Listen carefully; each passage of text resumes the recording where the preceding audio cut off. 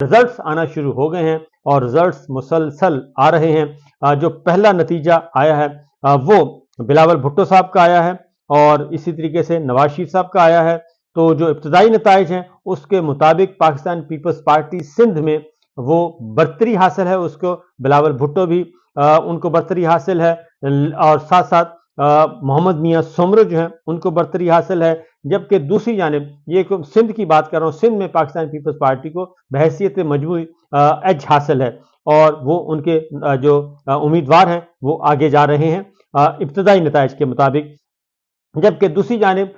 پنجاب کی جو سچویشن ہے پنجاب کی اور خیبر پختونخوا کی، وہاں پہ صورتحال بہت ہی مخدوش ہے، اور بلوچستان میں پاکستان تحریک انصاف سے تعلق رکھنے والے لوگ جو ہیں وہ آگے جا رہے ہیں، آزاد ارکان کے طور پہ آزاد حیثیت سے آئے تھے بلوچستان میں بھی، ان کے امیدوار جو ہیں وہ ابتدائی نتائج کے مطابق ووٹ کے نمبرز کے اعتبار سے وہ آگے جا رہے ہیں۔ یہ بلوچستان اور ہے اندرون سندھ کا معاملہ میں بتا رہا ہوں۔ شہروں میں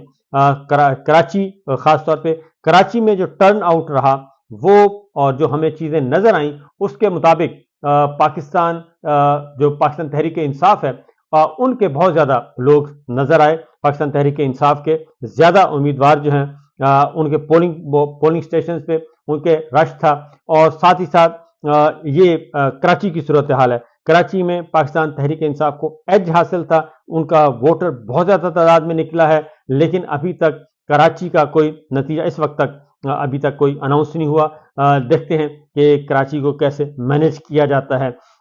ایک بات سندھ البتہ جہاں سے پاکستان پیپلز پارٹی جیت رہی ہے اس کو نہیں روکا جا رہا، اس کو کنٹرول نہیں کیا جا رہا، نکل رہا ہے۔ اسی طریقے سے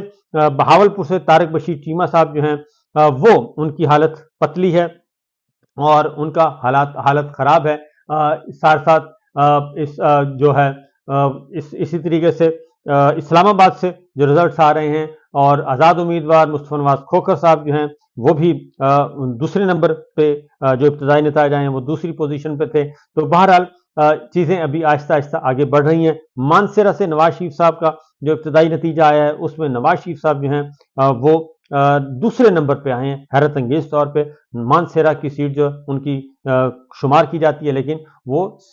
دوسرے نمبر پہ آئے ہیں۔ تو اس میں ایک بات تو کلیئر ہے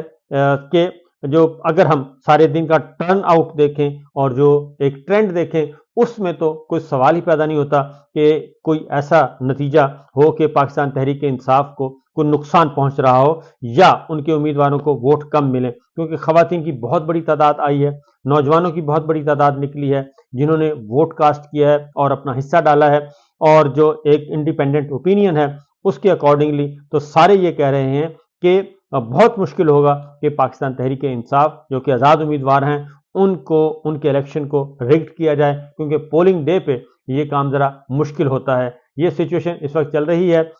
ساری کی ساری۔ تو ایک بات آپ کو بتا دوں کہ خاص طور پہ خیبر پختونخوا میں ایک پازیٹیو لسٹ بنی ہوئی ہے۔ میں آپ کو ووٹ کیسے ڈلتا ہے وہ تو ایک الگ ہے، لیکن ایک پازیٹیو لسٹ بنی ہوئی ہے۔ پازیٹیو لسٹ میں کچھ لوگوں کو پارلیمان میں پہنچانا ہے، ان میں مولانا فضل الرحمان صاحب ہیں، ایمل ولی ہیں، شیرپال صاحب ہیں، پرویز خٹک صاحب ہیں، اور امیر مقام ہیں، اسی طریقے سے نواز شریف صاحب ہیں اور مریم صاحبہ ہیں۔ یہ ان لوگوں کو ہر صورت میں انہوں نے کہا جی پہنچانا ہے۔ خواجگان ہیں تو لیکن معاملات جو ہیں سیالکوٹ کی حد تک دیکھیں تو خواجہ آصف صاحب کا اور ریحانہ امتیاز ڈار کا کوئی آپس میں میچ ہی نہیں ہے کہ ہم یہ کہہ سکیں کہ ان کا آپس میں کوئی میچ ہے۔ ان میچیبل رزلٹ تھا جو کہ ہمیں نظر آیا، جو گلیوں اور بازاروں میں نظر آیا اور جو پولنگ سٹیشنز پہ نظر آیا، یہ تھا۔